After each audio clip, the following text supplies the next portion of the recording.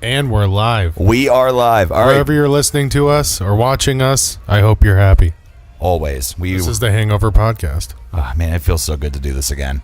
We're back. This is so fun, In man. a big way. This is consistent. You know, it's like we're having some consistency with it. We haven't been drinking. Some consistency with it and just, jamming out. So Mom is watching. She has just joined. For those that are listening on YouTube, we instantaneously went live on Facebook. So we're just going to chill here. Let's see.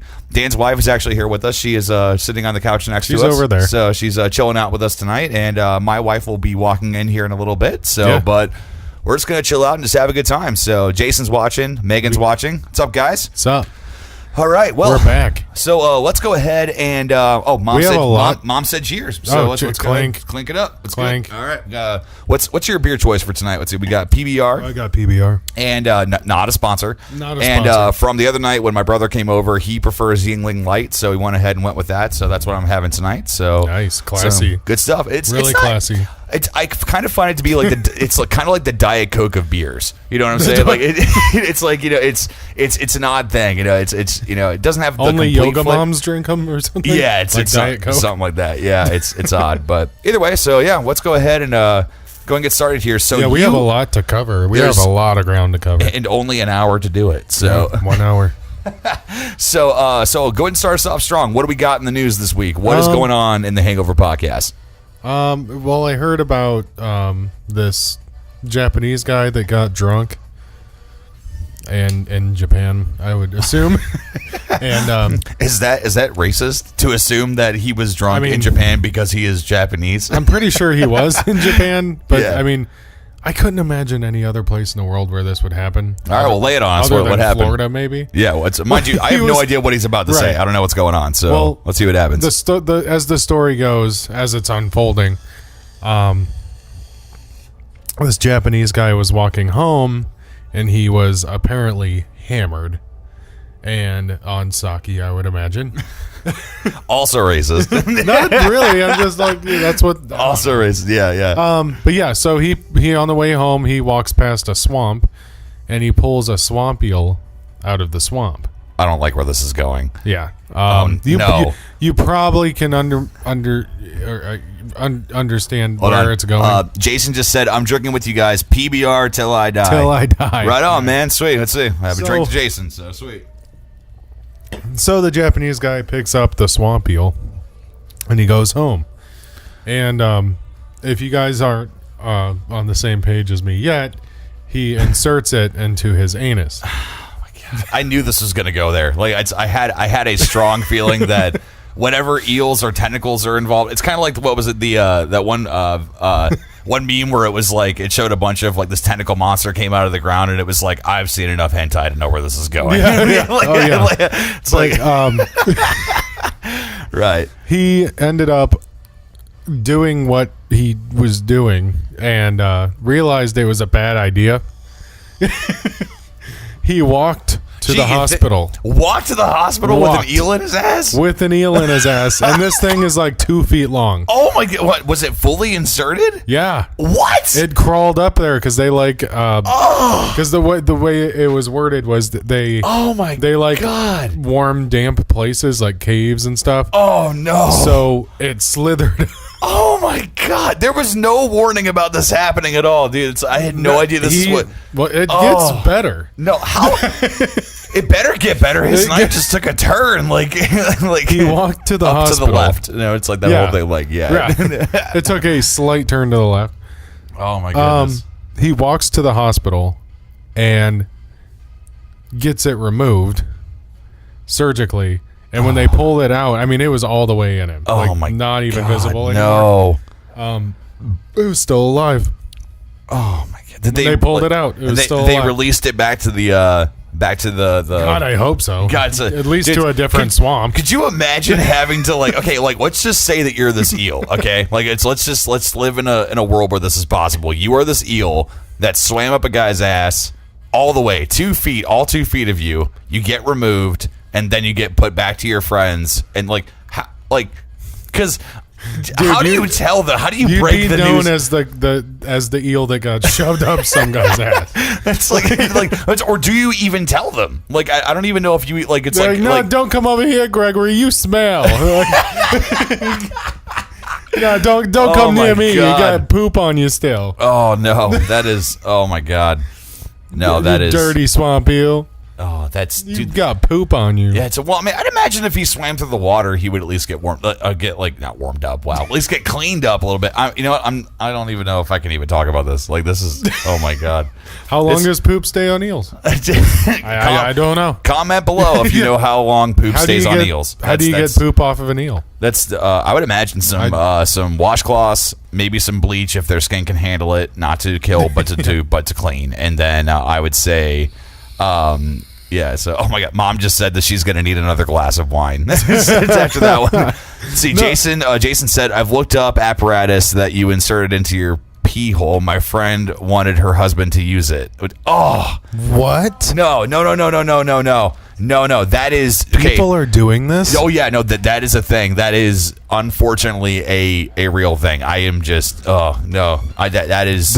People are actually... People are inserting... What is the fascination? People are inserting things into holes that should not be inserted. What is the fascination with shoving living things up your ass? How do people enjoy this? No, and this is okay. This is the thing. Is that, okay. Like if you've got a certain kind of fetish or something, or hi, honey, it's a show. Kyle's wife just walked in. No, but it's one of those things where it's like if you have a fetish like that, okay, like whatever, like that's you, that's it's kind of like, I think George Carlin said it once where he was like, you know, he was talking about like sex criminals where he was like the whole like the 4 people that are going away permanently thing. Oh yeah, yeah. And what he said was that he was like, we're not going to discriminate. He's like, people that love to sit in their basements and, you know, and blow their cat, whatever. It's like, fine. It's like, imagine how good the cat must feel. It's like that. There's certainly nothing wrong with that. He loves it. So, but yeah, so it's like one of those things where it's like, okay, cool, whatever. But the thing is that when you do what this guy did, first off, that party is not consenting whatsoever. I don't get it. I don't get, like, they make things to do that with. Like, they make artificial things that... Yeah, and they're completely safe and legal. Have you seen the dragon ones? I don't want to even think the about dragon ones. No, I don't ever plan on using one on myself. So I don't. They're like 8 inches around, and they're shaped like what a dragon's dick would look like, with spikes on it and shit. And it literally has like a 1 foot in diameter base. That is, dude. That is. Yeah, they're like $40. God, no, $40. Yeah, they're that's actually for a giant. That seems like it's actually a really good price. Thing of rubber, like just this giant, and people there's companies that handle this kind of stuff. And that's, you know, and here's the thing is that if you are going to create products like that, sure, whatever. But it's like, dude, it's just, that is a monstrosity of a type of toy to use. That is, no. I mean, I'd rather, you know, if I was that kind of person, I'd rather spend the $40 than put a live swamp eel right out of the, in retrospect, right out absolutely. Of the Yeah, there's no reason to put okay, of all things that he could have shoved up there, an eel is what he shoved up there. Yeah. That to me is, what is it with Japan? It's, dude, hey, you know what? They're a very solid culture. And I don't even think it's right to judge him on this one guy, because it's like he obviously just chose. What about all the tentacle porn I've seen? That's different. They don't have teeth. It's a completely different thing. I'm not going to open the tentacle porn door. That's not going to happen. No, I mean, what I have this over there? God, it's, you know, and that's the thing is that they're a culture that is very comfortable with that sexuality and with those things. Just what they want to do. God, man, that's people do whatever they want. Which, speaking of which, is that the next thing that we are going to talk about is that people do whatever they want on social media. They talk about what they want, and sometimes we wanted to talk about Twitter. Yeah, Twitter is, and this is kind of like it's becoming a problem. This is, I mean, we just got done with a really like funny thing, and this is kind of brick wall serious. But however. I remember one of the guys I used to listen to speak, like when he would, like, you know, portray like spiritual things and stuff. He'd be like super, super funny, and then you would hit brick wall of like, you know, okay, I was abused as a kid, and then it got your attention. So I don't know if this is going to work that way or not. But however, so there's a bunch of, obviously Twitter is severely active. I actually just got back into my Twitter account this past week. I forgot that I even had one. So I've been kind of like trying to get myself back into it with like this and like the other projects I've been involved in. I can't remember how to get on mine. I just did the whole like change your password thing where it was like, that whole like mentality of like, change your password. It's not the right one. And then you put a new password in and it says, your old password can't be your new password. And you're like, what? Wait a minute. Hold on. So, no, but so the first, I've obviously got something to talk about with Twitter, but you had mentioned something that pertained to Twitter that you wanted to talk about first. So, what was your Roseanne? I just watched that whole interview. So you just got caught up on that, when or she mentioned her post was about. This is a quote. This looks like, what'd she say? Muslim. The Muslim nation and the Planet of the Apes had a baby. Yeah. Or something like that, referring to a picture. Mm-hmm. And I watched the Sean Hannity interview with her. It's like an hour fucking long. Dear God. And I don't know if I can listen to Roseanne that long. I mean, I love I mean, I've always loved Roseanne. I grew up on watching that show and stuff. I think that was a little much. I mean, and there was other tweets with that were blatantly racist. Yeah. I mean, come on. Yeah, that's the thing about Twitter is that it's like, it's, I'm not even going to touch the politics part of it because we all know where that goes. But however, like that is a platform that people can literally put anything that they want to and try to get a band of people to follow them. And I think that's like kind of what she was trying to do, where it was just like, if she can make the right people laugh or the right people like agree with her. And then, I mean, obviously that didn't happen. She was trying to trump it's it. Just, I mean, just like, just trump it and have, this big, huge personality and say stuff that people don't really like. And then, she'll have a bunch of followers because of that. Because Trump can't do any wrong. I mean, no matter what he does, everybody loves him. Yeah, it's so she probably thought that was going to happen, but then watching the Sean Hannity interview with her, she just talked in circles the whole time. Yeah, just couldn't find like a common ground to stand on. She deflected, and Hannity had a really hard time keeping the conversation going in a straight line, and he ended up talking about himself.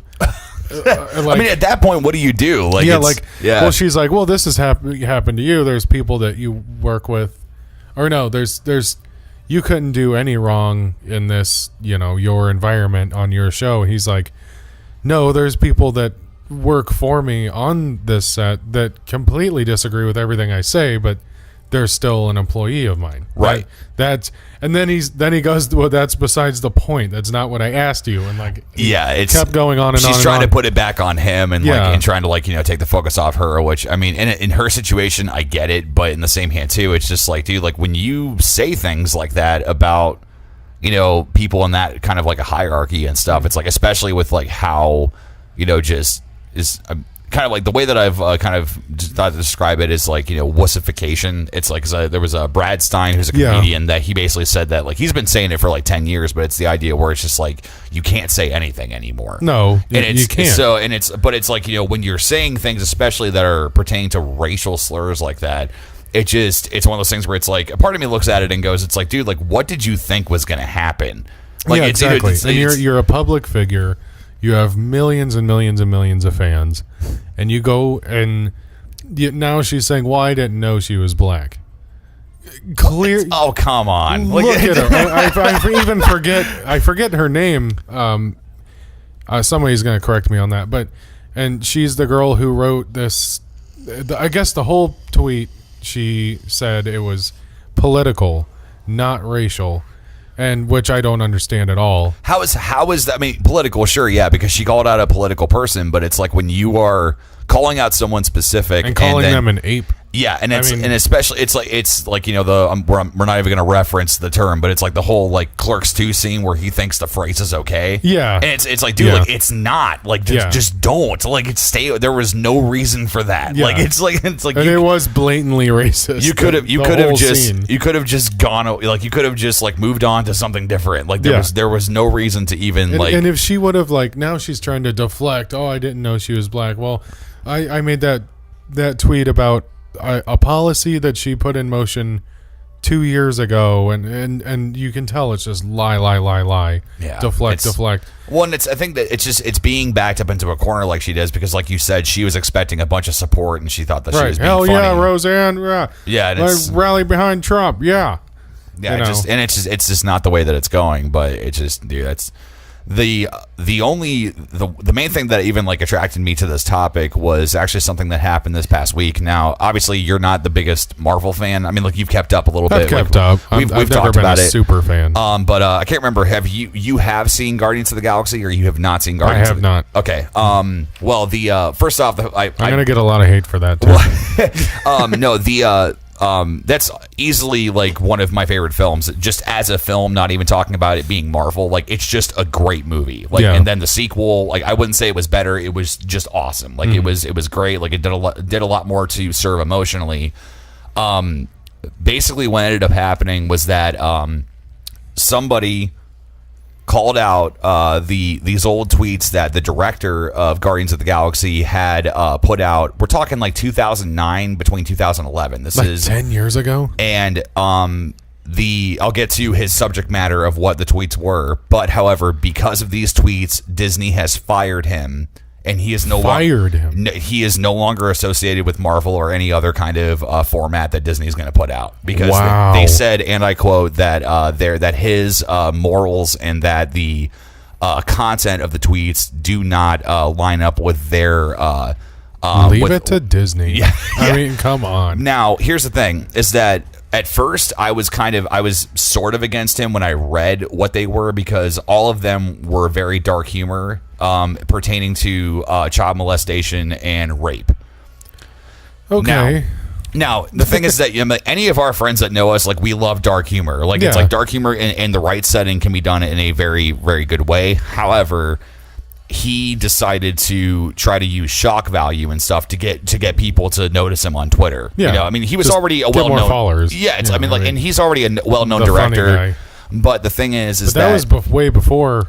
Well, Guardians of the Galaxy. Well, and here's the thing: is that he went ahead and when he was considered to direct Guardians, which, by the way, he not only directed but wrote all of the scripts for it, because he's a huge comic book fan. So much so that one of my Nazi friends, when it comes to like comic book movies, like, he is not impressed by anything. Like, he nitpicks everything. We're like, oh, that didn't happen that way, or like this just Jen didn't do that. Strict to the comic book. We walked out of the theater and I was like, the whole time we were listening to him, react to the whole thing, and he was saying like, oh my god, I heard that throughout the entire movie. And we got out of the theater, we're standing outside by the car, and I was like, what did you think? And he said, dude, like, there were certain portions of this movie that literally were page for page what I read and what happened. And he's like, obviously it's the MCU, they had to change some things, but he was like, it was perfect. And not only that, but Guardians is very much based with 80s music, and James Gunn literally has to sort through like 100 songs for every movie to decide on what 80s music he wants to make the tone of the film. Yeah. So, writer, director, and borderline even like somewhat composer of it, they've gotten rid of him completely, and there is no one that's going to direct Guardians 3. Now, that's a really bad business decision. Now, when it comes to Disney. Well, here's the crazy part was that these tweets Marvel knew about. Like they back then when they happened. Yeah, more so when he was hired by them. What ended up happening was that he was in a meeting, basically, like, I'm assuming like his, like, the equivalent of like a job interview. Yeah. And what he did was that he basically told them, and he even retweeted what he had said to them, like, look, there was a time of my life that I tried to use dark humor to get a rise out of people, and he was like, I'm not saying that I am a better person. All I'm saying is that I am very different now, and I don't do that. Like, he laid everything out on the table for them, and now all of a sudden it's become an issue. He laid it all out, like, if this ever comes up, here it is before it even happens, Now, being completely honest about it. Now, here's the crazy thing. I got some, actually captured some screen caps here. If you guys were on the Facebook Live, people are seeing them on my phone. But there's a bunch of people that have stuck up for him. Yeah. Patton Oswalt has completely stuck up for him. Now, love Patton. This is what Patton had to say. He said, this is one of the less disgusting tweets from Mike. I'm going to assume that's Kernovic. The dude who, after running a gamer tag style smear campaign, just got James Gunn fired from Guardians of the Galaxy 3. Okay, have a good weekend. This is what the guy that basically got him in trouble said. Said, have you guys ever tried raping a girl without using force? Try it. It's basically impossible. Date rape does not exist.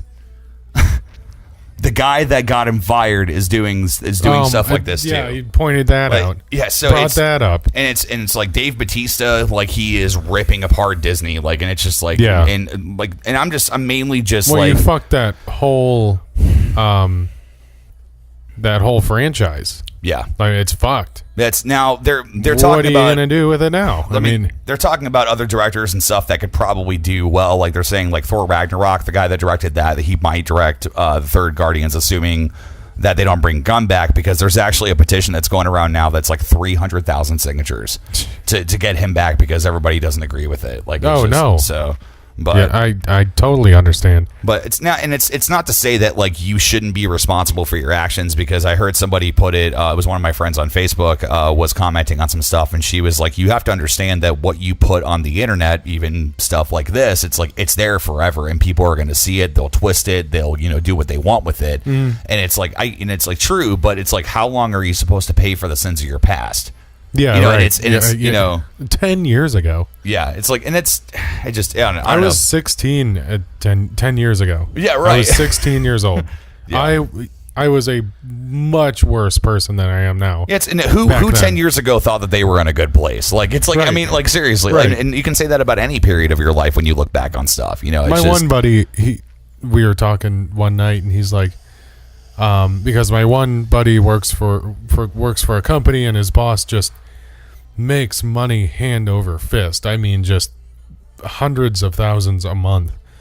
And and he was just like, when is it enough, man? Like, when is it enough? Like, we could do 5 of these jobs a year, and you could be living comfortably the rest of your life. Yeah. He's like, oh no, man, it's addictive. And then his boss mentioned, he's like, well, look at yourself now and 10 years ago. Mm-hmm. Every year since you were 16, have you made more money every year? Have you strived to do better, on whatever scale you might be working with? Mine's just on a bigger scale, right? And that kind of goes with where were you 10 years ago, where it's, I mean, even if you weren't a shitty person, it's still one of those things where it's like you can look back and go like, man, like it's like I'm glad I'm not where I was, I mean, there's certain aspects of your life that you can look at where you're like, dude, like it's like I feel like I'm doing better at this, or like there's things that I'm achieving that I wasn't before, and it's like, and that's what I feel like he was doing. I love where I am now. I'm a great person now. but 10 years ago, yeah. would I say something? You were just the spawn of Satan 10 years ago. Yeah. You were a decrepit individual. Like 10 years ago, would I say some sick, disgusting joke and weird people out? Yeah, all the time. The thing is, like, we're not to the extent of what Gunn was doing, but it's like, I mean, I think that there always needs to be a relative amount of dark humor. Like, some of the people that have shocked me the most, like, and that's what makes that humor so, just so awesome, is like when you get a text or a meme from somebody that you totally did not expect, and it makes you laugh, and you're like, it's weird. You can take it as a joke and take it as what it is, or you're not allowed to say certain words, but in other contests. Let's see. Actually, let's take a look here. Let's see. Mike West is watching. Let's see. Melissa is watching. Hey, Joe Melissa. Slinger. It's Michael Baker, and Adam Kale is watching. What's up, bud? What's up, guys? Hope everything is well with you. Everything is good. So, any topics you guys want us to talk about, go ahead and throw it below. Comment below. Yeah, comment below. We don't have the bing, that little thing. So,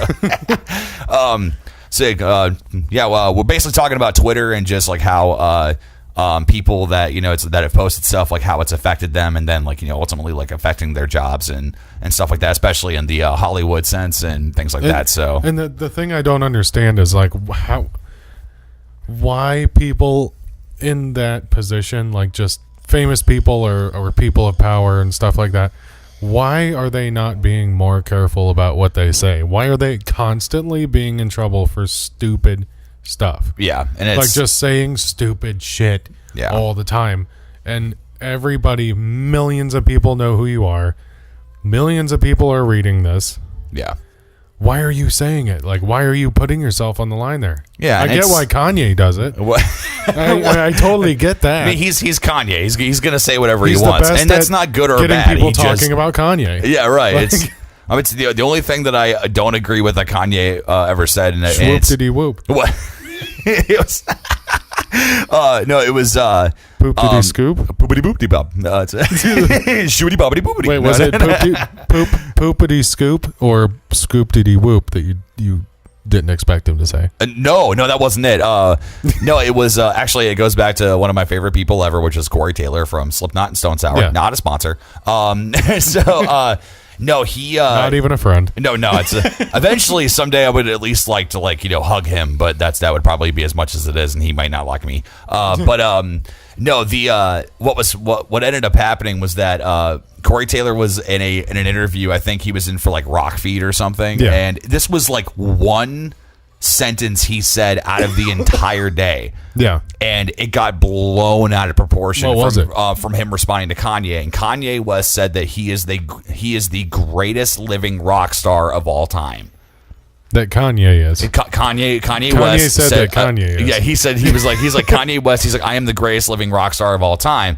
To which Corey Taylor responded with, Kanye, you are not the greatest living rock star that's ever lived. And he's like, you remind me of the guy in high school that brags about getting a bunch of poon and doesn't get any. It's like he's like that's literally what you remind me of. And like it was one thing that he responded to, and he was like, and you can even find the video because it was him responding to it at his like a night with Corey Taylor when he would do like acoustic stuff. And he was like, dude, he's like Rock Feed or whoever it was, don't quote me on it, but he was like, Rock Feed knows how to push my buttons. And he was like, they showed me this Kanye tweet, and he's like, or this whatever, and he's like, I just went off. He was like, dude, he's like, do not. He was like, there are a huge list of people that would be before you before then. It's not that he's not a good artist.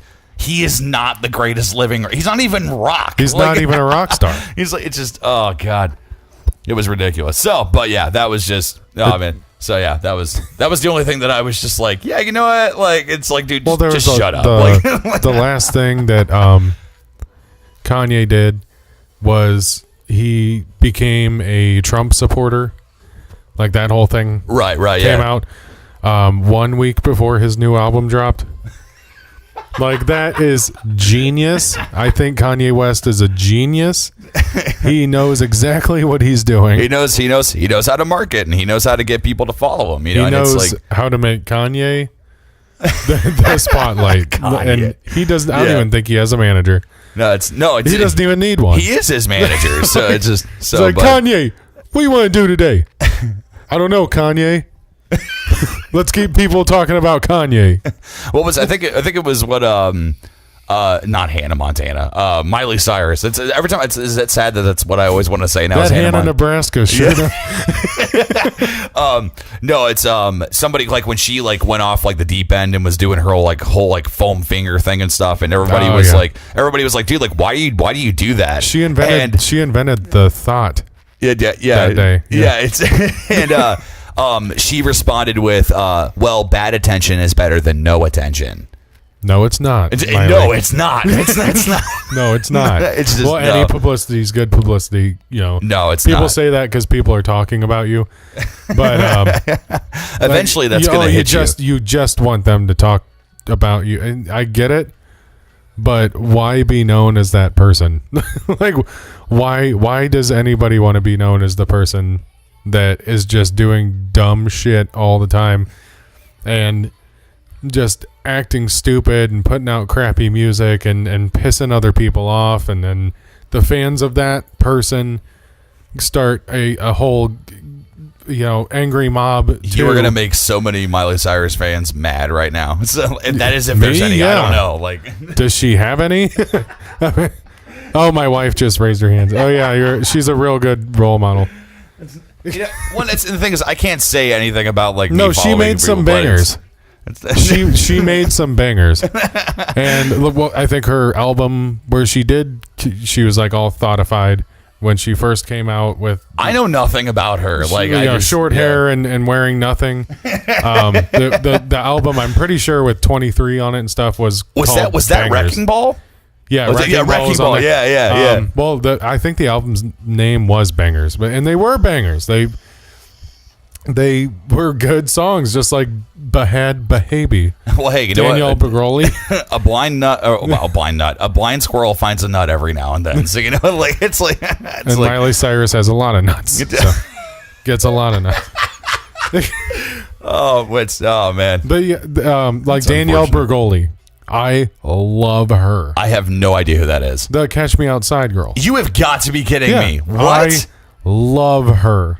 We can't be friends. All she does is she puts out bangers now. For the record, her new song. For anyone that's just tuning in, Dan is a huge fan of the Cash Me Outside, How About That Girl. Oh yeah. Bahad She makes great bangers. Oh dude, she spits hot fire. I know that she's buying the lyrics and buying the beats and all kinds of stuff, and none of it's her except for the voice. But it's great. Like, I'll put that stuff on while I'm cleaning my house. I'm just like, this girl went from being the laughing stock on the Dr. Phil show to she paid off her mom's house, like bought her mom's house. She bought a mansion. Oh my! Like, she's making millions now. Cash Me Outside. How about that? Yeah, that's where it all started. Oh, the Walmart yodeling kid. I did see that. Yeah, he is putting out his first album. He is in fact getting a record deal. Yeah. Oh my gosh, I did not know that. He's putting out his first album soon. That's crazy. I did not think that was from one little video in Walmart with this grandma filming and something. Okay, this is what makes me angry about social media. Like no, this is what makes me angry is because it's like, for instance, like a short film or like an episode of Drunk Gaming or whatever that we work our freaking asses off to create. It's not stupid enough. But yeah, which we'll get like we can make it more stupid. Mom just said who? Don't worry about it, Mom. Mom also said, "I'm watching Rosemary's Baby. Who am I to judge?" That is a hell of a film. Rosemary's Baby. Oh no, that's not for the faint of heart. It's kind of like Antichrist with Willem Dafoe. Oh yeah, no, I'm not gonna get specific, but it's oh my gosh. So let's see. Oh hey, Mike Smolek's watching. What's up, bud? What's up, guys? We are talking about how Dan is a fan of the Cash Me Outside, How About That Girl? And he thinks that she has some true bangers, and we Bahad Bahabi for life. No. The point I was going to make was that it's like we work our freaking tails off on like making like solid episodes of like Drunk Gaming or whatever, and that will get like 40 views or something, but somebody will film their cat playing with a toy and it gets 2.5 million views like overnight. Like, I mean, we just need to get more stupid. We need to do a Kanye. we need to beat Kanye. God, it's just my God. Everybody needs a Kanye. Everybody needs a Kanye in their life. We need to be Kanye. Hey, you know what? We need to get people talking about us. Whether it be bad publicity is better than walking across the president's stage naked, apparently.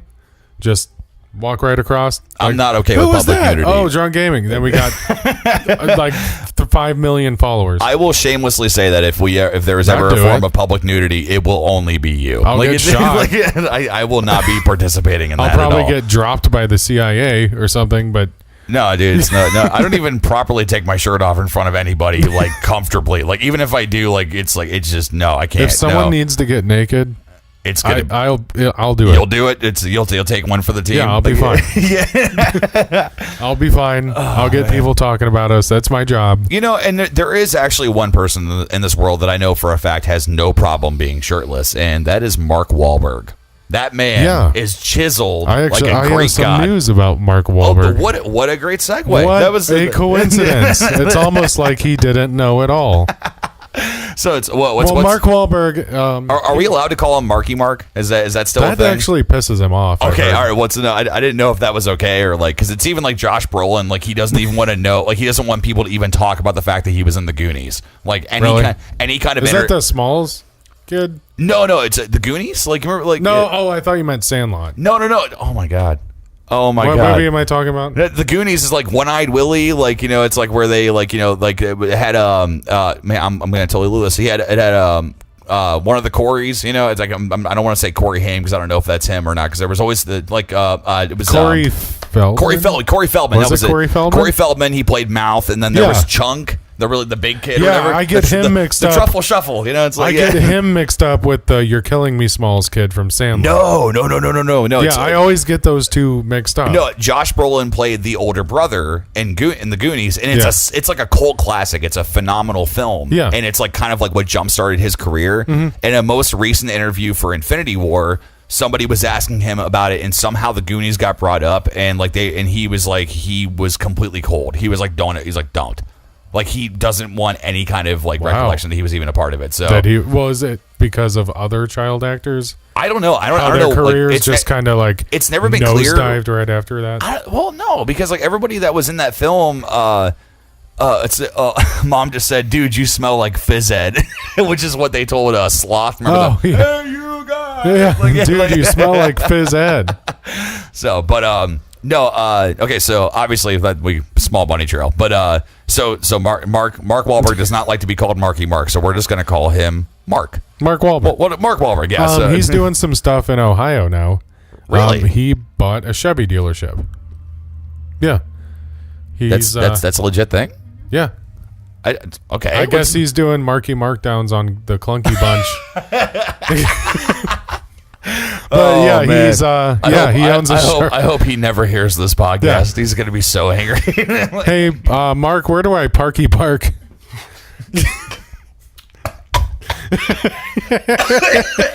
I broke him. I break him every time. Pause. Here. My wife is telling him to put his arms up. She's a teacher. Apparently it works. I'm crying. That was rough. oh man. That wasn't as bad as the ass eating joke that you dropped a while ago, but that was at least like top 5. Like it's just yeah. So he's he's opened this Chevy dealership, and so like is it anything like what else gone on with it? Like it's that's all I heard, and all I did I heard he bought the Chevy dealership. I heard a really unenthusiastic interview with him. Like, he never seems like he's lively in interviews. No, even when he was on Howard Stern, like he's just Yeah, he's like, getting into cars. I buy a dealership. Like that was the whole interview, and they're like, well, where is it? And he's like, it's in Ohio. Like that was the whole interview. That was it. That's okay. Like, well, thank you, Mark. We appreciate it. Like, waiting for somebody to make a funky bunch joke about it somehow. God, no, it's okay. So like, so I think that we are in some kind of obligation that when we are ready to purchase a vehicle, that we have to go to Mark Wahlberg's dealership. Absolutely going to Mark Wahlberg's I'm like Chevy dealership. Like I'm not ready to buy a car anytime soon. However, when that time comes up, like, is it local? Like, is it like I don't know. I heard it was in Ohio, and then me and my dad started laughing and just making up all kinds of jokes. Parky Park. What? It's in Cleveland. Wait, where's it at, honey? Where's it at? It's in Cleveland. It's in Cleveland. Noted from my wife. So not that far away from us. Dude, that is completely doable. We should go buy a car from Marky Mark. I'd like to test drive one of his cars. Yeah, we should. I'd like to test drive Marky Mark Wahlberg sometime. We should make a day trip. Go up there, get melt, and then go or whatever. Like just go like to dude, melt, go see if Mark Wahlberg's even there. You know, he may like it's like either that or because I know his one brother has Wahlburgers and like makes hamburgers and stuff. Like that's his bullshit passion is to make hamburgers. Wahlburgers. Yeah, do you ever seen that show Wahlburgers? No, I've never. Yeah, there's heard a restaurant and it's his little brother. Oh my! Like God. Donnie Wahlberg. Yeah, it's called Wahlburgers. Like they just hang on to that name because of Mark. Man, that's just. Are they doing better than the Baldwin brothers? I'd imagine I think they are. the Baldwin brothers are doing pretty well. That's because isn't there like a Baldwin brother that's like not like super famous? Like he's like kind of like he likes to kind of be out of the spotlight, kind of a thing. All I know is about Alec and Steven Baldwin. Yeah. So I don't know. I mean, that's all I know. There's a third one. Let's see. Oh, Don's watching. What's up, bud? How's it Hey, going, guys? Welcome to the podcast. Go ahead and comment below and let us know what you want us to talk about. We're talking about the fact that we've been informed by my wife that apparently that the dealership that we were talking about that Mark Wahlberg does in fact own is in Cleveland. So that is the subject of topic the thing of I'm conversation wondering right now. So if we actually go, is he going to be there, or is I he hope just he is. like he bought it, but he's still in LA? He's just honestly collecting the money on it. If he was smart, he would stay in LA and just make all the profit off of it. Oh yeah, that's what I would do. Anybody would. But I love making money doing nothing. But it's like what my if favorite thing ever. What if we are there the one day that he checks in on stocks and stuff? It's like, dude, totally. I would love that. Just run into him, and we just get kicked out immediately. Right. Like it's just all right, you're gone. Like you're out of here, man. Dude, Mark Wahlberg, that's insane. It's and honestly, like it's like I never even knew that Mark Wahlberg was even a rapper. Like I said, because the only thing I ever knew him from at that point, because I was very young, was the movie Rockstar. Yeah, and that was a phenomenal. Like it's just once again just a good movie, and like it was just like, oh cool. And then I saw like the blooper reel when he was like, oh, it's all about this hip hop stuff or whatever. And I thought it was a joke, and turns out like, oh no, like it's like New Kids on the Block, bro. New like Kids it's on like the Block. yeah. No, I remember the first time I looked up New Kids on the Block. And I'm like, right. Oh my god, our parents have such a worse, memory of Mark Wahlberg than we do.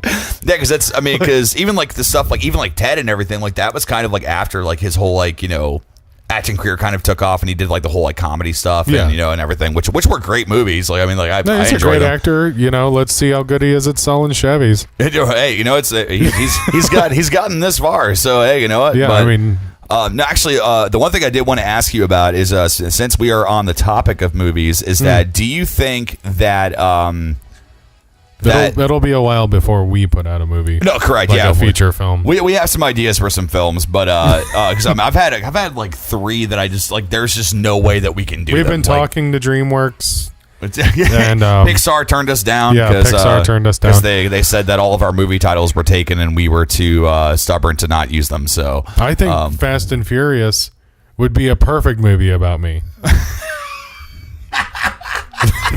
These Fast and Furious. Yeah. Oh my God, this is why I love having you around. So like basically what I wanted to kind of hit on was that think about pretty much all the movies that have come out in like the past 5 years. Okay. What are some original ideas or original movie ideas that you can remember? Not short films. We're talking like feature films. Like what are some original movies that you can think of that have actually come out? Original. Yes, stuff that's like not based on like a movie, a comic book, a book, or like anything, or a sequel or a rehash. Like just original idea. Well, I take that as like, okay, first I would think about like horror films, and they're always the same. Yeah. There's a girl, and there's an attractive girl in an apartment or a house, and something happens. 5 people in a cabin, or like, like she's there alone, or she's there with 3 other people, or like there's only a few ways and then something happens. There's a guy, there's a werewolf, there's a turtle, there's something. There's slugs in her bathtub. Remember that one? Hold on. What movie did you see where there was a turtle that was an antagonist? I want to know what this movie is. Because this is like, because if that exists, we need to see this movie. Dude, snapping turtles are fucked up, dude. Snapping turtles. Christy. Yes, honey. The Never-Ending Story. The Never-Ending Story. He was a turtle. That was he a good guy or a bad guy? I think he was a bad guy. Really? Yeah, she's right. Okay. So when did that come out though? I don't know. 80s? 80s. Okay. Well, that's okay. That's gonna more prove my point. So yeah, think but that about was this. an originally written film, right? But yeah, like, and then the horror movies, they're all the same. Like, it'll start off slow. Like, me and Ashley were listening to like piano music and stuff, like driving through the country one day, I was like, don't you feel like we should be seeing an aerial shot of my car and we're pulling up to an old house? Like, yeah. And Ashley's just like, oh, I'm so glad we moved out here. Such a big change from the big city. And I'm like, and there's some lurking in the woods, like watching us get out of the car. I'm like, this will be great, honey. I'm gonna go get ready for getting in the pool or something. Yeah. Like ambiguous shirtless scene. Right. Like it's like sure, child of mine, you can go run in the woods. That's fine. Establish that you work an office job, but yet you have a 6-pack. Like it's just like that's I'm the Ryan ripped. Reynolds of corporate workers. Like it's like it's like no. Okay, so the reason I brought this up was because I was trying to think of They're stuff. all the same. Well, because I don't know if you know about the Amazing Atheist from YouTube. No. That was his original thing. He was like a guy that would like debate like creationists or like Christians and stuff. He has switched his channel now to TJ Kirk, which is just his name. Yeah. And he talks about like he's not afraid to say or do anything about any kind of topic at all. Yeah. And the one thing that he talked about was that I think the video title was called "Is Hollywood Going to Have to Default to Originality?"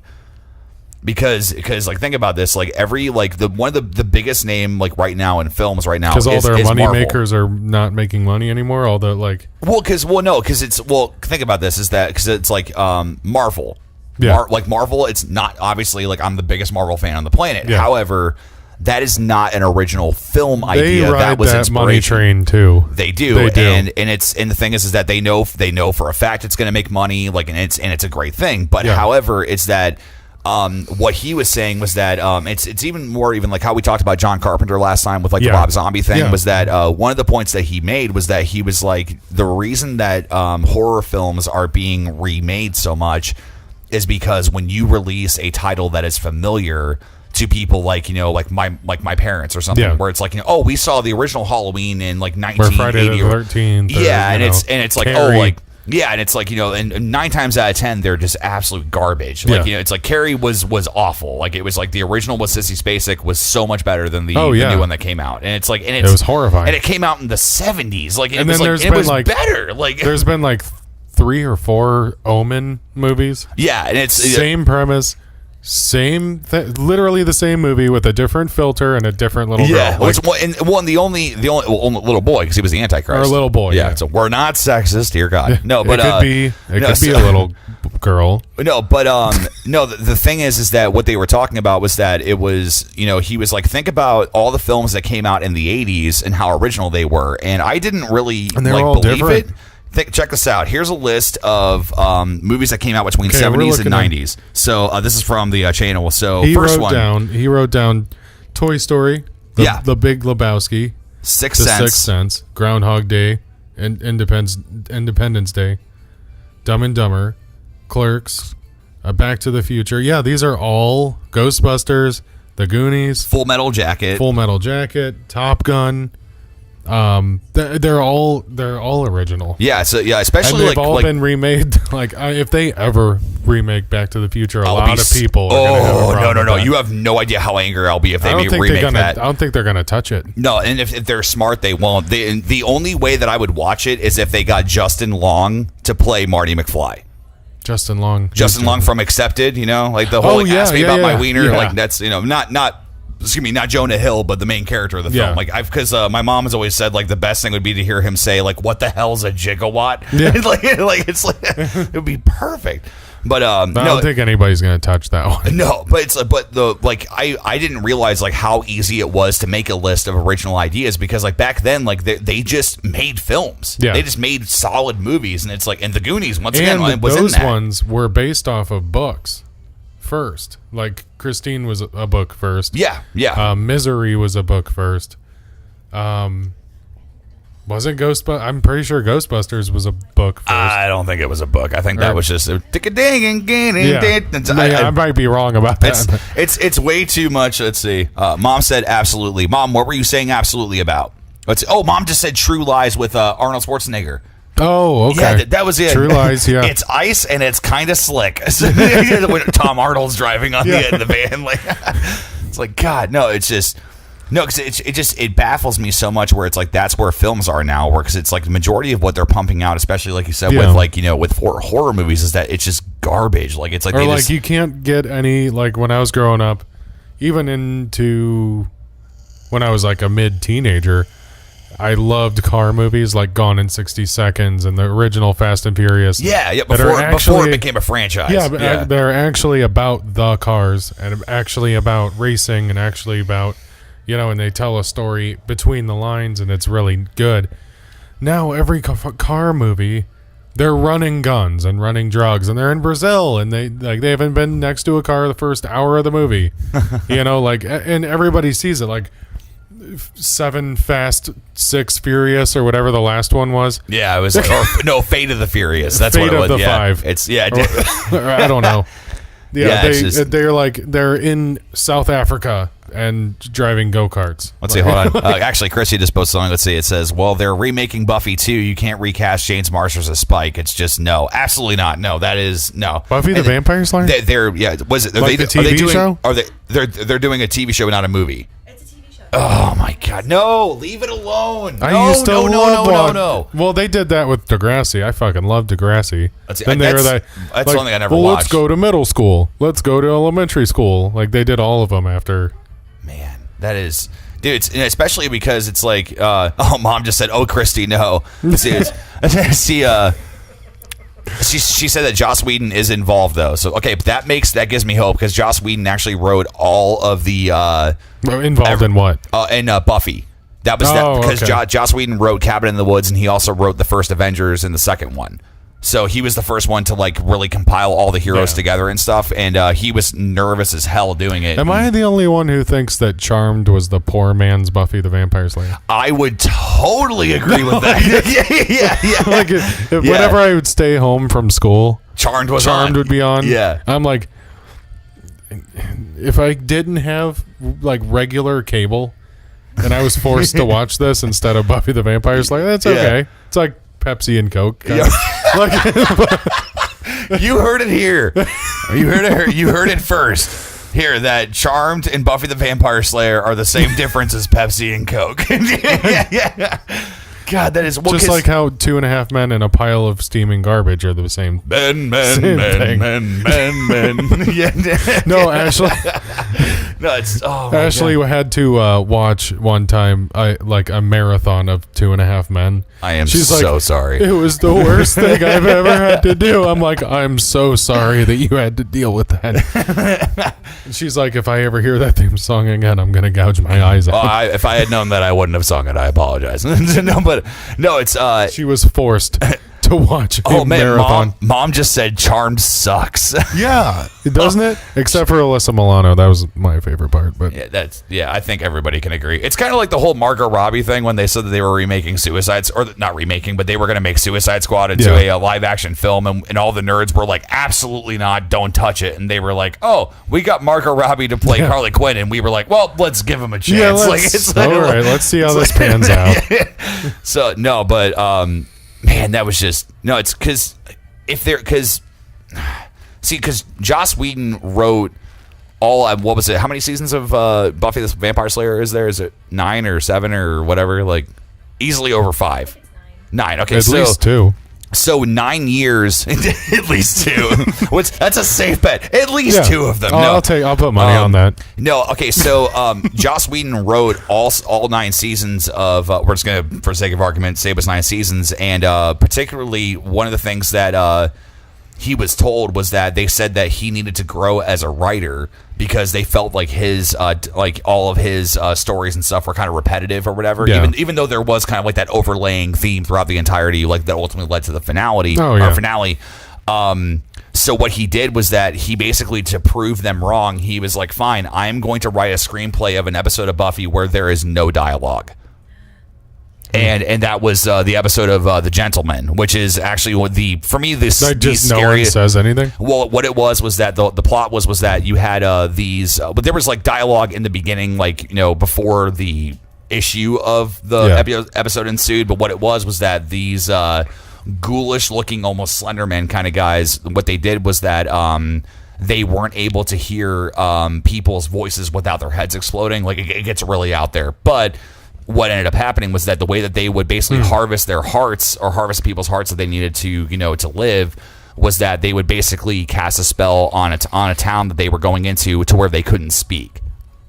Wow. So the entire episode after the spell ensues, no one says a word at all. They all have to communicate through, whether it's like, I think they use like dry erase boards, or like Giles ended up using like a projector to like, put different screens on and stuff while he was explaining like what the gentlemen are, how do we beat them and stuff. But like Joss Whedon basically proved them wrong, and that's when they were like, okay, I'll do it. It's like, we'll keep you hired and stuff. And it's like, so if he is involved in the new one, I'm curious, but Sarah Michelle Gellar to me is always going to be Buffy. Like, I don't see anybody else being her at all. Like, that's to me is, it's just, see, Chrissy said, when in doubt, you can ask Alexa. And Mom said, oh, the gentleman shudder. That was the first episode that actually gave me nightmares, because I was so young when I watched it. It freaked me the hell out. Wow. I don't remember that one. Oh, it's worth a watch. Like that I don't even remember. Like, I used to watch Goosebumps every fucking night. Goosebumps, dude. That was at home after school every day at 4:00, dude. Every night. And then Are You Afraid of the Dark? Remember that on Nickelodeon? Oh my god! When they throw the sand in the fire. It's the tail of the dark clown, or like whatever. Yeah. I used to watch those every night religiously, every single episode. Can't remember one. Cannot remember one. If Mom is still watching, this is actually interesting, because when I was 5 or 6, I was not allowed to watch Are You Afraid of the Dark for obvious reasons. Yeah, it was terrifying. And I used to go into the basement of our old house in Rittman, and I would watch it with the volume really low, or like when they weren't home, I would watch it, and I would get scared the hell out of me and couldn't sleep. But I knew for a fact that if I told them why I was scared, or if I was having a nightmare, I'd get my ass reamed. So like I was like, no, I'm like, I can't do that. So it's the let's see. It has to give Kyle pudding. I had to give Kyle pudding after the Buffy episode.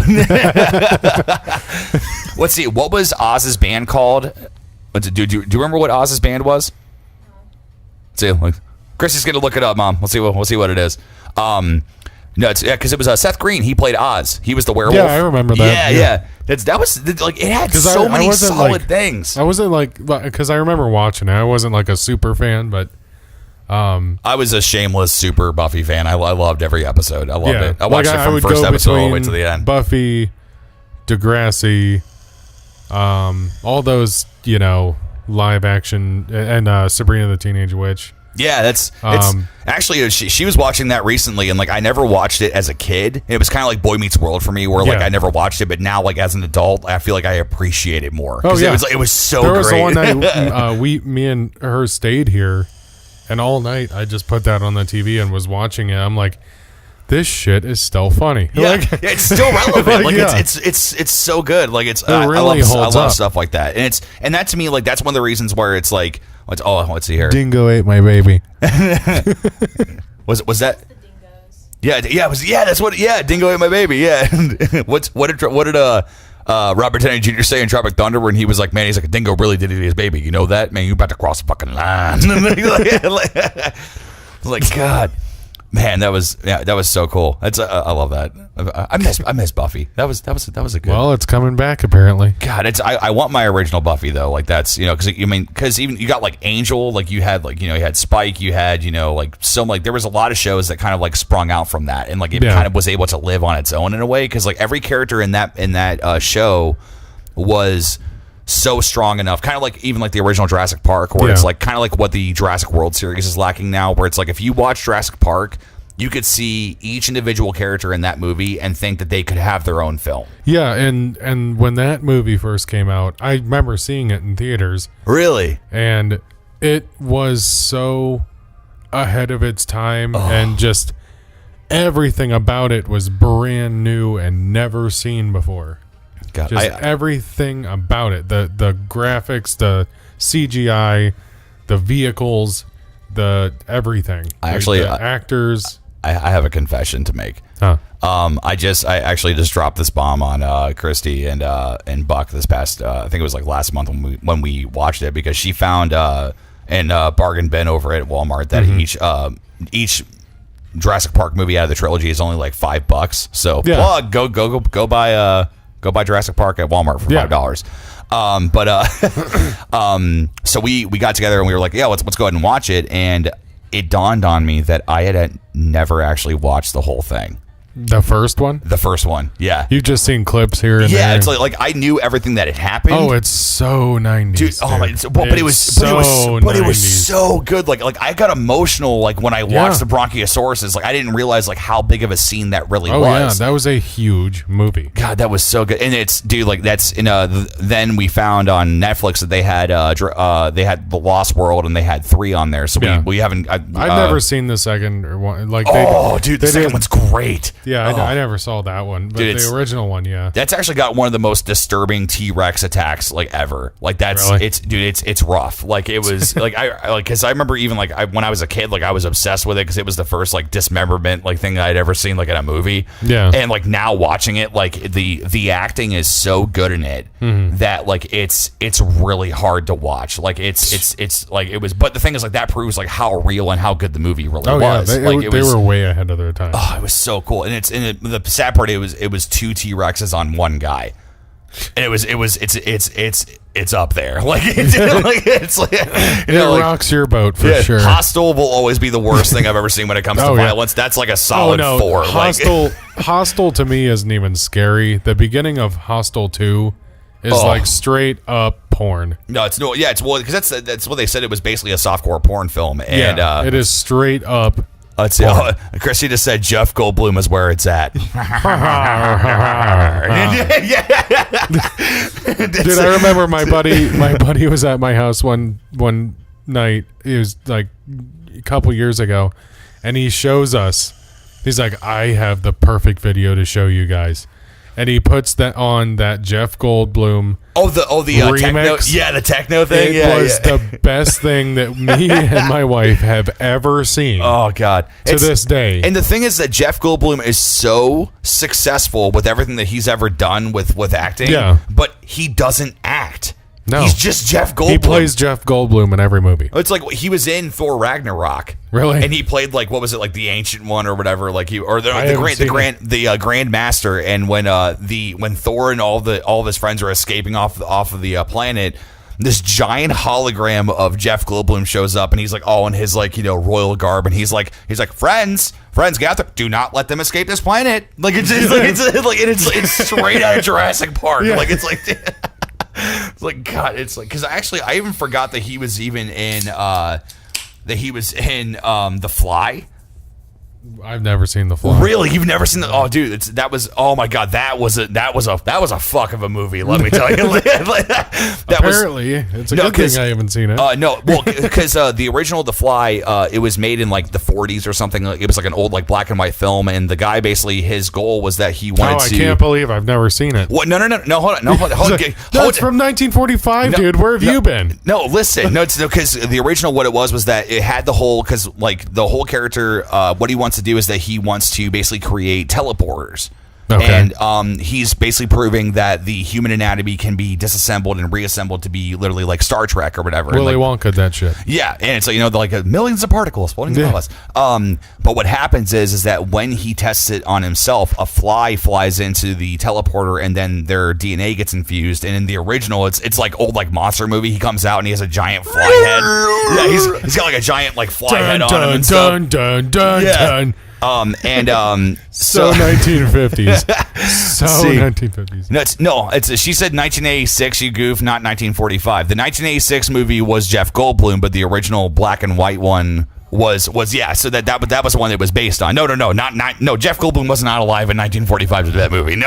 Mom, you forgot how much of a movie snob your son is. No, originally it was in 1938. The book was so much better than the movie. Yeah, right. No. You guys want to go get an espresso? I'm gonna bring my typewriter into Starbucks and write a script. Yeah. But the original, like in the black and white one, he comes out with a giant fly head, and it was like a monster, like creature movie. Yeah. In the Jeff Goldblum one, the fly goes in, and when he comes out, he's normal. But as time progresses, he starts to like deteriorate and turn into like a giant like fly, and it's like one of the most. It's disturbing. Like it's like when you think that it can't get worse, it keeps getting worse. It's like I literally have seen everything that I can see in that film. Like it's like when you explain to me the premise of Human Centipede, Oh, the God. sequel. Are we on this again? Oh my God. No, I never want to talk about it again. But you confirm that I never ever want to watch those. No, movies. never. No, that's and it's. I'm not gonna Never. I'm not gonna rehash with anything we talked about in the last podcast. Yeah, but that was the last podcast. Go and listen to it. Yeah, it's a sponsor. No, but Those guys do sponsor us. The Hangover Podcast does like our past selves do sponsor ourselves, and then our future selves do sponsor our past selves. Yeah. It's the only sponsorships that we have. No, but no, it was no, like that's like there are so many films that have been made that are just like the premise is just so freaking out there, and you're like, there's no way this is gonna sell tickets, and it in fact just like Sharknado just destroys them. Oh yeah, here, it's I've seen those pictures. yeah. So this is so for anybody that's listening on YouTube or watching the live stream, it's gonna be hard to show you the screen, but let's see here. So he's showing me the Jeff Goldblum like turns into a fly. yeah, Christy pulled him up on the phone, on her phone so we can see him, so because to kind of like revamp his memory. But yeah, that's like he just becomes something that's not human. Like it's just no, I remember seeing these and they are it's horrifying. Well, because actually the one of the cool things about this is that's one of the first times that prosthetics were used besides American Werewolf in London. And I actually what's really cool is that my stepdad actually knows the guy that did all the prosthetics and stuff for American Werewolf in London. And like because like we were.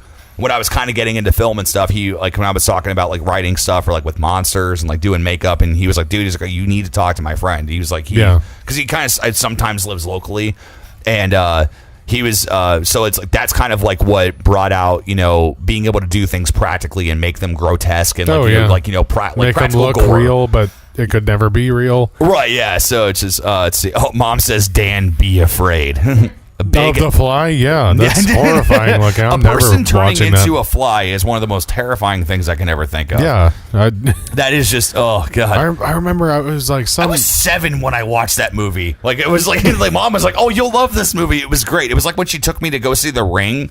It was like fresh after like Mom, what the hell? No, because like it was like just to paint a picture for you. This for this was that it was fresh after like. My parents got divorced and obviously things were just in shambles, and I was living with my mom and we were like trying to like have a movie night or whatever, and she was like, "Let's go see a good like new movie," and I was like, "Cool." She's like, "Let's go see The Ring." Yeah, right. And we went, and that looks good. It destroyed me. Like it was so scary. You got home and looked at your VHS player like, "You better fuck off." Like, oh, better fuck off. Better not be a tape in there. No, man, that was just Mom, check the mailbox. No, let's see. Oh, it said took your mind off everything, didn't it? Chrissy just said that. She succeeded. No, she. Wow. Yeah, we were already living. I think your mom is the new Kanye West. Oh my God, Mom! If you heard it here, Mom just said bah ha ha ha ha ha ha. That was the plan the whole time. She was forming me into the man that I would become today, decrepit and just absolutely scared just of VCRs. A basket case. Man, that's great, man. No, but no, that was just it was that it was, and it kept getting worse because then she was like, after we saw The Ring, she was like, hey, I understand the last movie we saw was kind of rough, and I was like, all right, cool. I'm like, well, what are we gonna go see? She's like, oh, let's go see Darkness Falls. Dude. And we went and saw Darkness Falls. No, I remember hearing about that. Oh yeah. My mom went to go see it, and there was people running out of the theater. No, and here's the crazy part. The main character that's getting attacked by the Tooth Fairy girl is named Kyle. So, dude, it destroyed me. Yes, you're done. Dan is exiting out. Oh my gosh. No, that's. I'm done. I'm leaving. Actually, because the thing is, like, the movie. I love the movie. It's a great like film and stuff. But the thing is, like, once again, originality. Like, that was just a fantastic horror film, and it was effective. I remember hearing about people legitimately running out of the theater because they were scared of the Tooth Fairy. Like, it was a terrifying film. Like, they were running out. It's like I heard that, and then Chrissy just said, I hate Tooth Fairies. I hate Tooth Fairies. They always gave me money. Just to kill it with fire. Which I think that they did, didn't they? They killed it with fire, yeah. Burn them all. God, no, it was once again like fantastic movie, like, and it was like there was never a moment in that film that I felt like it was fake. Like, I mean, granted, I'm sure if I watched it now, it probably would look, bad, but even then, it's like still like when you watch Jurassic Park, like still to this day, like going back to that, it's like we watched it on our HD TV, and it's like it's hard to tell when stuff is fake. Yeah, no, it was so ahead of its time. But one thing about watching that is it's so incredibly 90s. Yeah, back then it was so state of the art. Yeah, like everything was so state of the art. Yeah, back then, but now it just takes me back to being a kid and playing with micro machines. I was never allowed to have micro machines because you'd swallow them. No, because my mom said I would lose them. Mom, would he swallow the tiny little wheels on them? Is that we've never? This is some family I had therapy Super right Van now. City. I had Super Soakers. I had a PlayStation. God, you just lived the high life, didn't you? I never had a Dreamcast. We got an N64, which I played the hell out of, but like it was one of those things where it's like you get the N64, but Eric gets the PlayStation. It was like, really? Like what like, why? Yeah. Like it's like no, I got and the N64 was ours. So like, I got an N64 with Mario Kart 64, which is like an $80 game now, the original one. Yeah. I had GoldenEye. I had all. Dude, 007 GoldenEye was our Call of Duty before Call of Duty was ever Call of Duty. Like that's. Comment below if you used to throw grenades into toilets in GoldenEye when you're in the Russian. Hold on a second. Chrissy's been going off on this. Let's see. Hold on. Let's see here. I got to make sure I can catch this because it went up. Let's see. It says this is the reason I had to sleep with the light on for 2 weeks and my mom was pissed at me. This is pertaining to Darkness Falls because I know the story. Let's see. It says, and Dad was just mad because it was the electric bill. Oh my God! Lights cost a lot of money. Like it's like I learned that a few years ago. And it's Turok. She mentioned Turok. Turok was a fantastic game on the Nintendo. On Nintendo, I never had that on 64. Oh my God, it was so good. You could play as like the Raptor and like all that stuff. Like nice. It was so cool. I was more that game system because it had all the controller ports. Yeah, it had four controller ports. Yeah. Well, I think the Dreamcast did too, but I didn't want anybody playing my Dreamcast, just me. And on the Dreamcast, did you fill the rest of the ports with cement? No, it was like in my room, but then the N64 was in the living room for sleepovers. We would all play Super Smash Bros. And Mario Kart and just the split 4-screen games. Yeah. All fucking night. We get a 12-pack of Mountain Dew, like 4 bags of chips, and just see you tomorrow. Yeah, dude. It's, like, we would be good. That's the thing too, is that it's like, there was so much that like there was something to say about that when you knew for a fact that you were anxious about Friday because you were just going to have your friends over and just play the hell out of your N64. Like that was so cool. Gonna get lit. That's when you were able to go to be able to go to the movies, to the like movie gallery in Redmond or whatever, and then grab your game for like your couple of days that you could play it and just play the hell out of it. Rent games going. Let's see here. Mom just said Casper is still my favorite. Oh my God, yeah, Casper's a great movie. No, Casper was actually a game on the PlayStation. This was one of the most elaborate games that I've ever played. Really? Now think about this. Was this PlayStation 1? Yeah, PlayStation. Yeah, original PlayStation. Okay. The gray one. Let's see. Oh, Mom said never did open that damn front door. Because okay, to give you perspective here, this is what it is. It was like an overhead kind of like game, but like at an angle, so it had like 3D technology, but it was all 2D. You could fight all of the uncles that were there, so Stretch, Stinky, and Fatso and stuff, and it played out just like the movie did. Yeah. Here's the thing, though. The mansion was so huge that there, even still to this day, you can find forums of people that are trying to find everything that's in that game and they can't find them. Like there was actually because like whenever you would go to like there were like switches and like buttons and stuff that you would have to hit. It was like a giant puzzle game. You would hit it and you would hear like a door creak open or you would hear a metal door clank. And usually whenever you were in the overhead mode, you would see the other room, like, where the door was, and you would see it open, and you're like, all right, cool, that's open. I guess got to make it that way. There is one door, and Mom's going to know about this one particular door in the garden. When you would go outside, you would hit it, and you would hear, and it would open, and we had no idea where it was. Really? It was just like you hit it, and it was just like, okay, Have no idea. Like, and it was like the whole game booklet that came with it. That was the last one you needed, probably. Yeah, no, the thing is, you could complete the game without it. Yeah. Like, it was other stuff like throughout the game where it was just like, dude, like this is so freaking elaborate. And like the narrator, when you would find certain notes that were left and stuff, he would like kind of guide you through some things.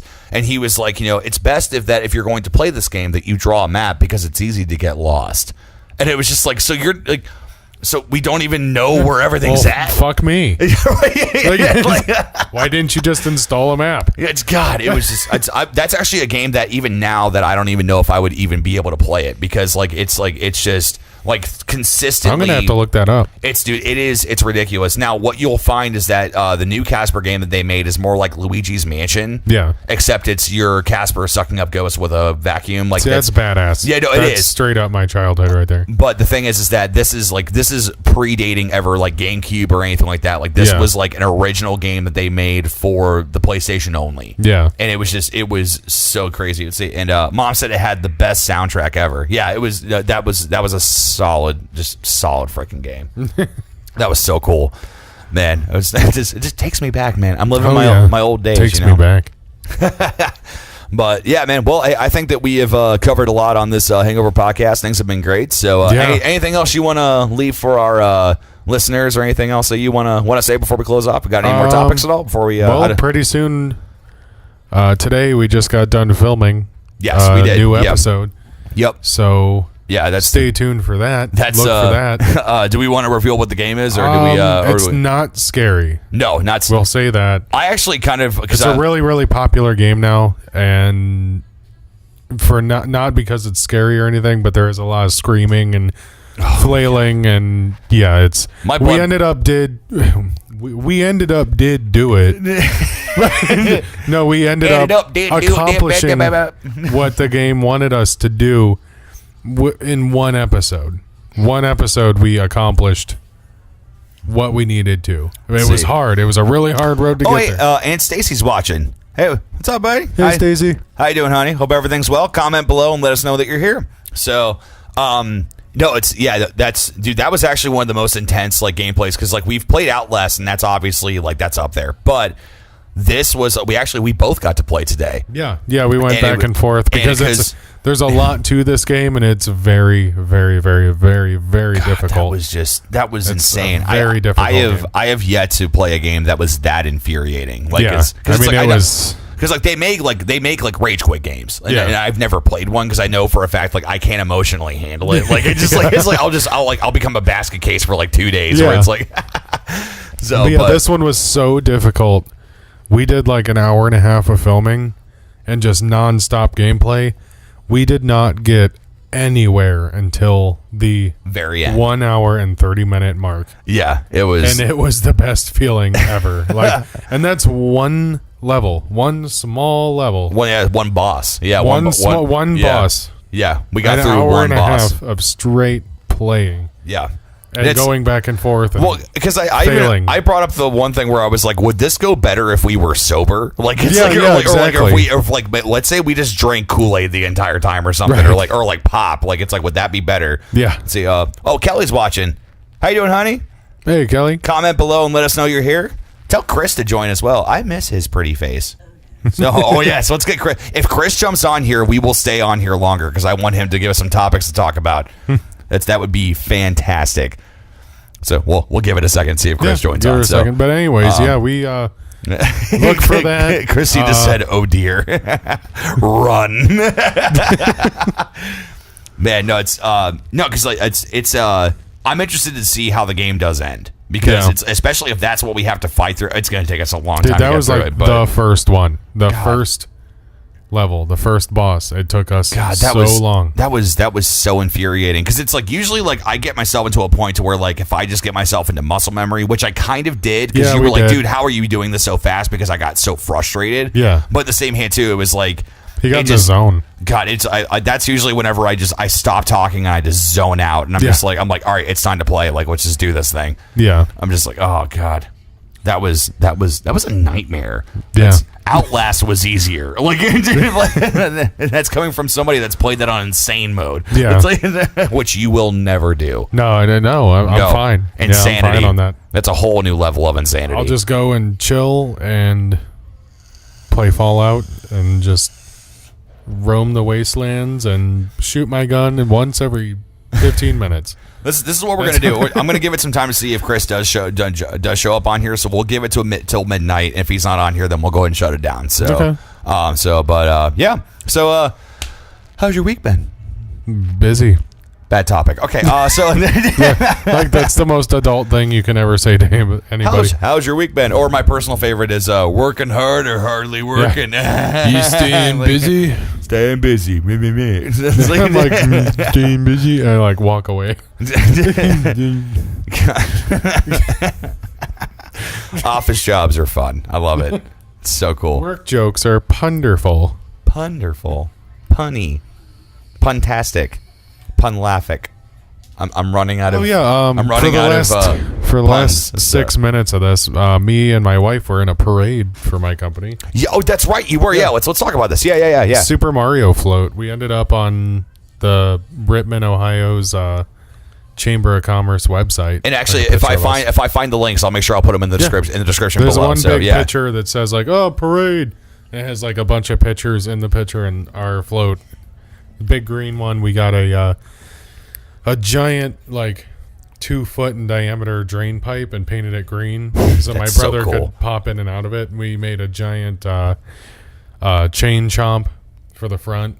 Oh yeah. Out of Ashley got a rubber ball, painted it black. Yeah, because actually we took a trip to Walmart today and stuff to grab stuff for tonight and everything. And when we walked past the bless you, when we walked past the ball pit thing, and she's like, that's what I painted on it, and on one of them to make it look like the ball chain guy. Yeah. And I was like, wait, seriously? Because when Christy showed me the pictures, it just looked like they were set pieces. Like I didn't think anything of it. They really did. She did an amazing job. That was so cool. That was awesome. And it's from what I understand, you guys actually had his little brother in the pipe as he was popping up and down as Toad, Toad, yeah. Yeah, that was so cool. That was really fun. Man, it was the first time I've ever been in a parade. We need to get big enough to the point where we can do our own drunk gaming float in the parade. Yeah. That would be awesome. I don't know what we would do. Sitting on a couch. Just sitting on a couch, waving. And just drinking our beer, doing our thing. And it's like we need to get somebody that can drive the truck. So, but it's just us sitting on a couch. Yeah. Well, it means we can't use your dad because he'll be doing Danny Riley plumbing. So it's like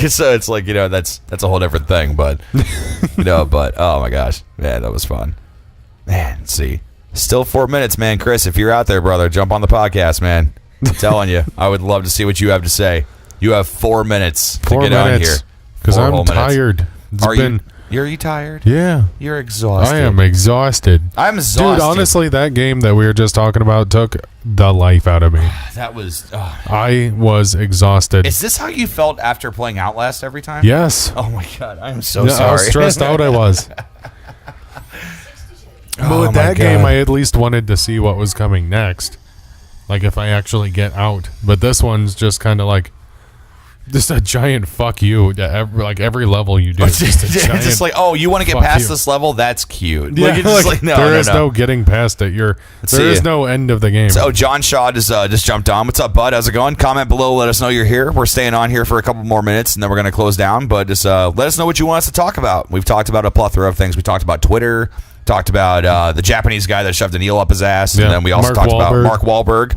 Hollywood movies are not original anymore. Tons of stuff. And then we'll pretty much talk about anything you want to. So just, we talked about the 90s and Jeff Goldblum. And yes.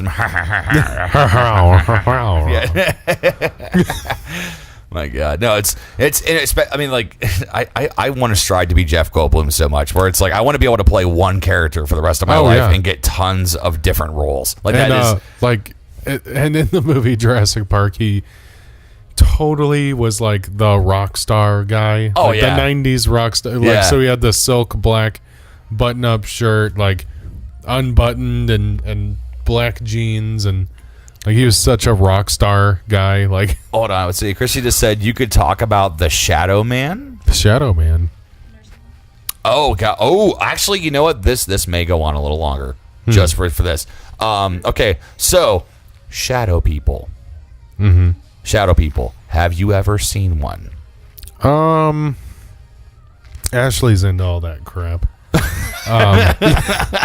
There was one time where there was a noise or something in our room, and it was like the first time I'd ever seen something in the room that I couldn't explain. It was kind of like the silhouette of a woman. That's terrifying. That kind of like, it was right when I opened my eyes, so it looked like it, and then it quickly faded. So I was kind of blaming it on my own eyes. Was Ashley just over in the corner, and then like it was like, oh, sorry, and then you went back to bed, or was this was an apparition? Like, oh, okay, so that was like that short film that was made called Bedfellows. Which was actually the scariest film I think I've ever seen ever. What? Now imagine this. Okay, so you're laying in bed, and it's like she's you can feel her laying next to you and stuff, and your phone goes off, or sorry, her phone goes off and stuff, and you're just like, it's like ringing, and you're like, come on, like waking, like shoving, you're like, hey, honey, your phone's going off, and you get mad, and you're like, God, so you reach over, grab the phone, pick it up, and you're like, hello, and she's on the other end saying, hey, I'm sorry, I had to use the neighbor's phone, can you please unlock the door, I've been locked out, I went for a walk. She's like, can you please let me in? What?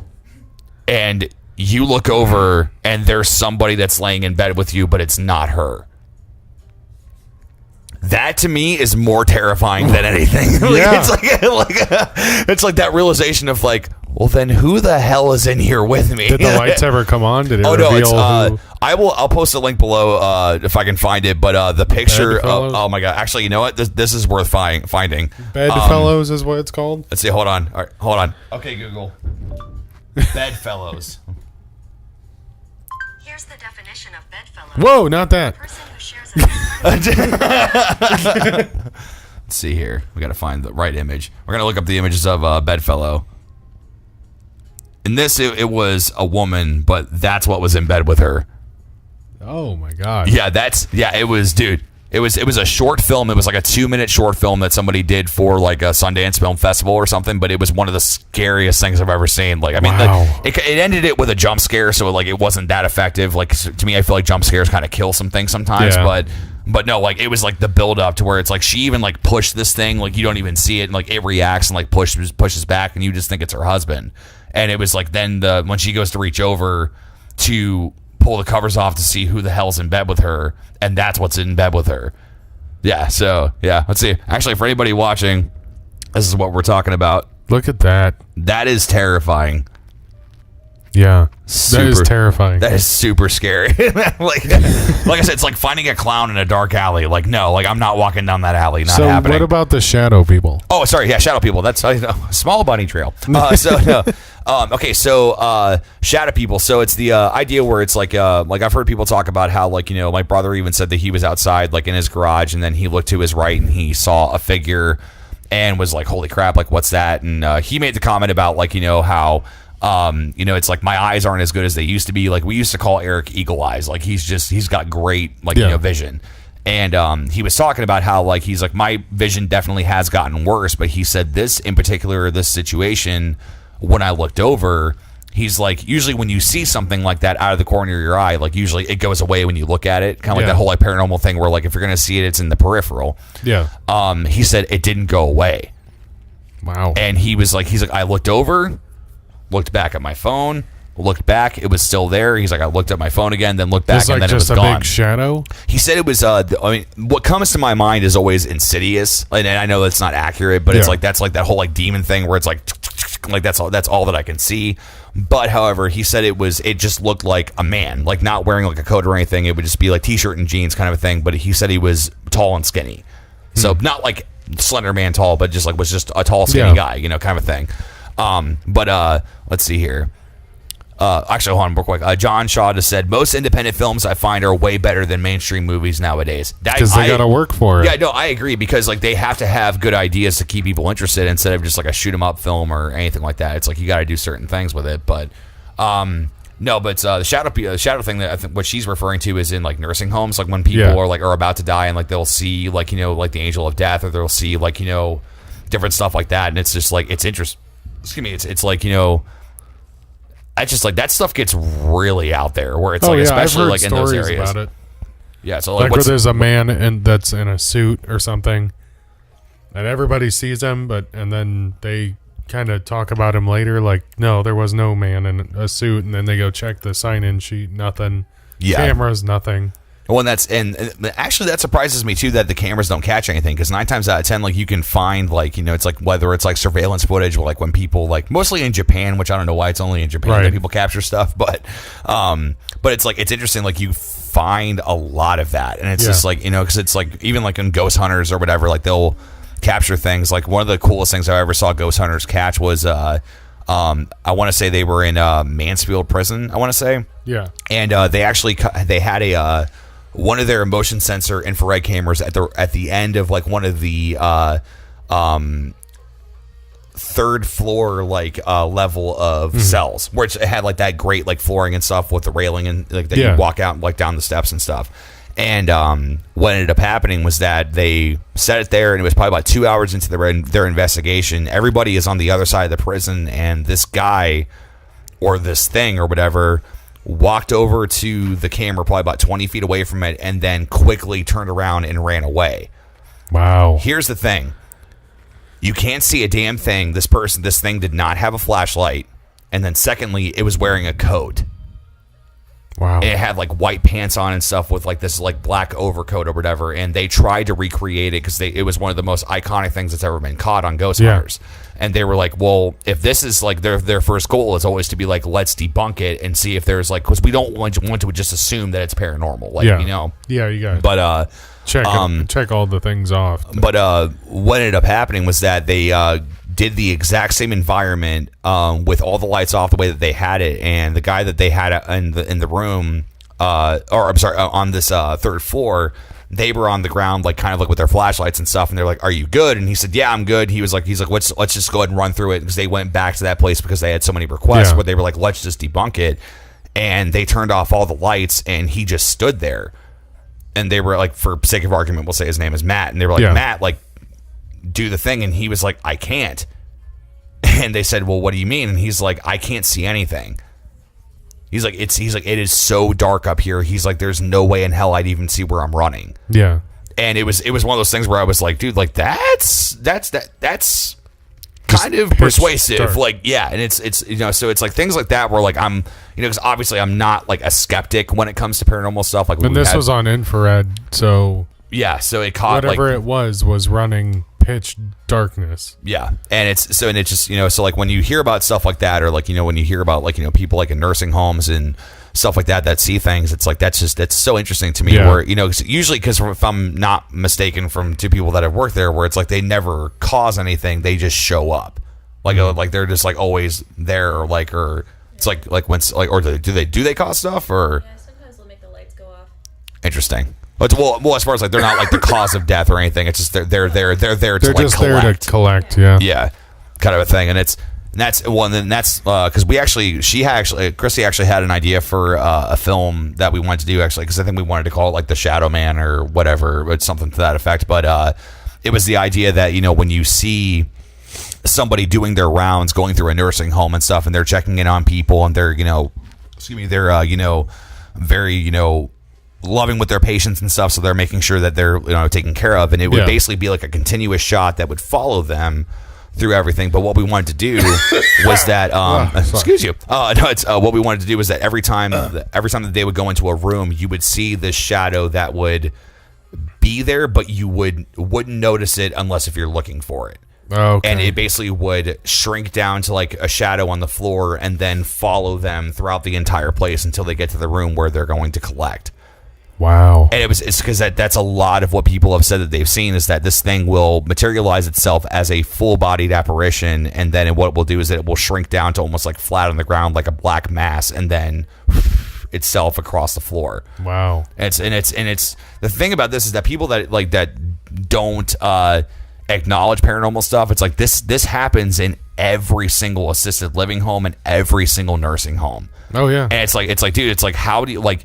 It's a great place for those things to hang out, really. Yeah, well, it's one of those things where it's like, dude, it's like there are hundreds of cases of this only in one county. Yeah. alone, and it's like you're going to tell me that it's not real. Like it's like it's, and that's kind of where I'm like, okay, like dude, like this is like there's got to be some kind of other like like somebody's got to look at this and go, okay, maybe. Yeah. Like, that's how I feel about Bigfoot. But so,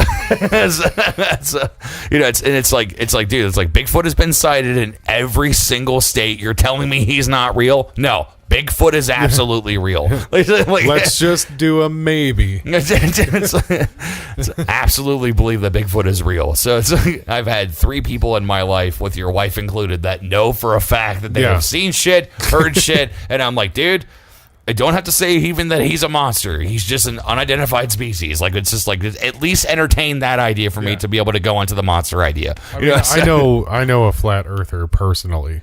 So I'm actually a long earther. I think it looks like a hot dog. And then my friend Paul is a Lincoln log earther. He thinks it's made out of Lincoln logs. Lincoln logs. So we'll debate this later. But well, right. But all right. Well, hey, we're well past midnight, so obviously Chris is not jumping on here. I thought that could be a lot of fun. But welcome to the Waiting for Chris podcast. Yeah, that is going to be the new podcast that we're going to create. Waiting for Chris podcast. Waiting for Chris. So Chris, if you're out there, I hope you're happy. Well, we do hope you're happy. So. Either way, we're going to go ahead and sign off here. So, Dan, as always, give us a proper outro to be able to end this thing. Like, comment, subscribe. Look for that new episode of Drunk Gaming. And see you next time. See you guys next time.